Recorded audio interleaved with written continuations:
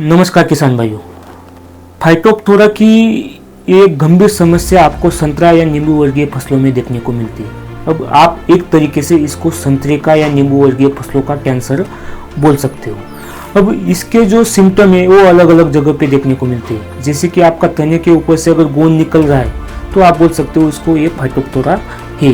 अब ये जो गम निकलने की जगह है, गोंद निकलने की जगह है, ये बाद में फिर पूरा तना फटने की समस्या में कन्वर्ट हो जाती है या फिर पूरा तना जो है वो फट जाता है इसकी वजह से। तो ये सिम्टम जो है वो हम आसानी से देख सकते हैं। लेकिन क्या होता है, कभी कभी आपका अगर ये डेफिशिएंसी सिम्टम फल के ऊपर आ रहे हैं तो हम पहचान नहीं पाते। लेकिन अगर आपका फल चमड़े जैसा ब्राउन कलर का हो गया है तो ये फाइटोप्थोरा की एक बीमारी है। तो आप बोल सकते हो कि ये फाइटोप्थोरा है। या फिर बाद में अगर ये पूरी टहनी सूख रही है तो भी ये फाइटोप्थोरा की बीमारी हो सकती है। तो इसको कंट्रोल के लिए हमको स्प्रे से भी कुछ देना है, जमीन से भी कुछ देना है, या फिर आपको तने के ऊपर भी कुछ अलग लगाने की जरूरत होती है। तो किसान भाइयों, ये जो फाइटोप्थोरा की बीमारी संतरे के ऊपर देखने को मिलती है, तो इसके लिए अब ये बीमारी तो अलग अलग जगह पे आती है, टहनी पे आती है, तने पे आती है और जड़ों पे भी इसका जो है सिम्टम देखने को मिलते हैं। तो इसलिए हमको स्प्रे से भी कुछ अलग देना पड़ेगा, तने पे भी कुछ अलग देना पड़ेगा, या फिर ज़मीन से भी कुछ अलग चीज़ देने की ज़रूरत होती है। अब मैं जो ये आपको बताने वाला हूँ ये साइंटिफिकली प्रूव है। मतलब ये जो राष्ट्रीय बागबानी मिशन हुआ था संतरे के ऊपर या जो सिट्रस क्रॉप के ऊपर, तो इनका जो आईपीएम की स्ट्रेटजी है जिसमें एक्सटेंशन का एक बुलेटिन पब्लिश हुआ था 4थे नंबर का, तो उसके मैं एक आधार बता रहा हूँ और कुछ आधार जो है इटली में जो रिसर्च हुई है उसके ऊपर मैं आपको ये जो है कंट्रोल बताने वाला हूँ। तो ये इनके हिसाब से इन्होंने बताया था कि आपको स्प्रे से कॉपर का फंजीसाइड लेना है। अब कॉपर के फंजीसाइड बाजार में बहुत से मिलते हैं, जैसे कि ब्लू कॉपर मिलता है जिसमें 50% कॉपर है। तो इसको आपको एक जो है 1 ग्राम के हिसाब से इसको प्रति लीटर पानी के हिसाब से स्प्रे में लेना है। या फिर आपको कोनी का आता है जिसमें भी कॉपर 45% आता है, तो इसको भी आप स्प्रे में ले सकते हो। इसका डोज आपको रखना है 1.5 ग्राम प्रति लीटर पानी के हिसाब से। अब ये आपको अगर फल उतरने के बाद में आप बरसात के पहले ले रहे हो तो भी बहुत अच्छा है, या बरसात शुरू होने के बाद में भी ले रहे हो तो भी अच्छा है। तो आपके लगभग 3 से 4 स्प्रे इसके होने चाहिए। अब इसका किसी भी तरह का रेजिस्टेंस फंगस में डेवलप नहीं होगा, क्योंकि कॉपर जो है वो एज अ कॉन्टैक्ट करके काम करता है। तो कॉन्टैक्ट फंजीसाइड की जो होते हैं उनका रेजिस्टेंस फंगस के अंदर देखने को नहीं मिलता। तो ये पहली चीज़ हो गई आपको स्प्रे से क्या लेना है। दूसरी चीज़ है आपको ज़मीन से क्या देना है, क्योंकि क्या होता है ये जो दोनों स्पीसीज है, मतलब जनरली इंडिया में फाइटोप्थोरा सिट्रोप्थोरा के नाम से एक स्पीसीज देखने को मिलती है और फाइटोप्थोरा निकोसियाना नाम से दूसरी स्पीसीज देखने को मिलती है।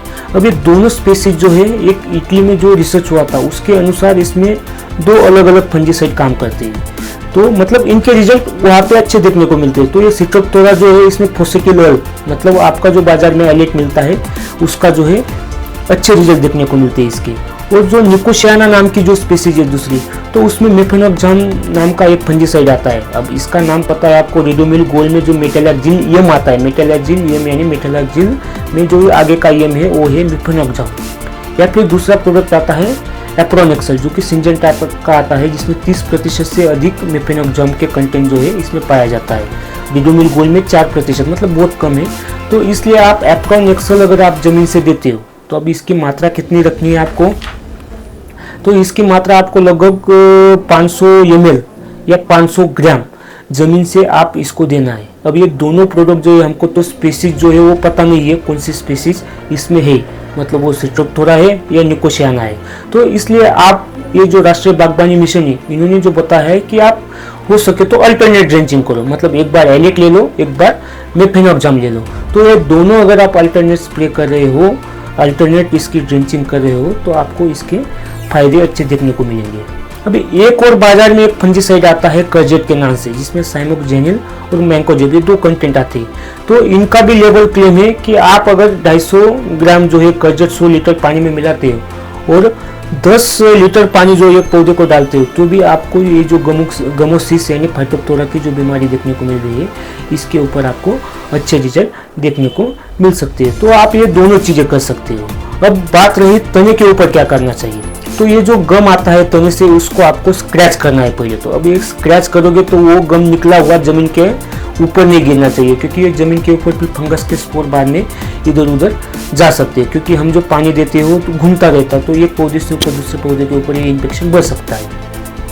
तो इसको आप जैसे भी स्क्रैच करना है तो आप अगर सैंड पेपर यूज करते हो तो बहुत अच्छा है, लेकिन ये सैंड पेपर के आप टुकड़े बनाओ और ये पौधे के लिए एक ही टुकड़ा यूज करो। अब ये टुकड़ा यूज होने के बाद वो जो ये आएगा आपका जो गम गिरेगा उसको आपको कलेक्ट करना है, उसको एक डिस्पोजल बैग आपको साथ में रखना है, और वो जो टुकड़ा सैंड पेपर का यूज हो गया उसको भी आपको उसी डिस्पोजल बैग में डालना है, ताकि ये इन्फेक्शन की बीमारी बाद में इरिगेशन से या दूसरी चीज़ों से ना फैले।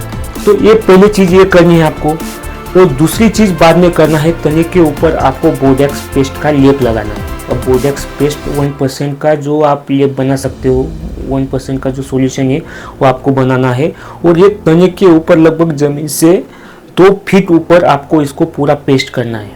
अब 1% का सॉल्यूशन कैसे बनाना है इसके ऊपर आपको बहुत से वीडियो मिल जाएंगे, अगर मैं यहाँ बताऊंगा तो वीडियो थोड़ा लंबा हो जाएगा, इसलिए मैं इसके ऊपर नहीं बताता हूँ। तो आपको ये बोर्डेक्स पेस्ट तने के ऊपर लगाना है, मतलब आपको ज़मीन से भी फंजीसाइड देने हैं, तने के ऊपर भी लगाना है, और स्प्रे से भी आपको फंजीसाइड के स्प्रे लेने हैं।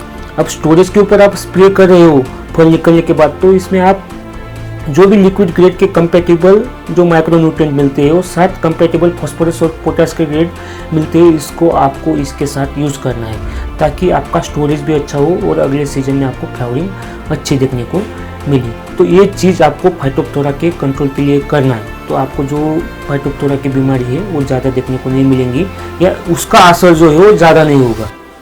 धन्यवाद।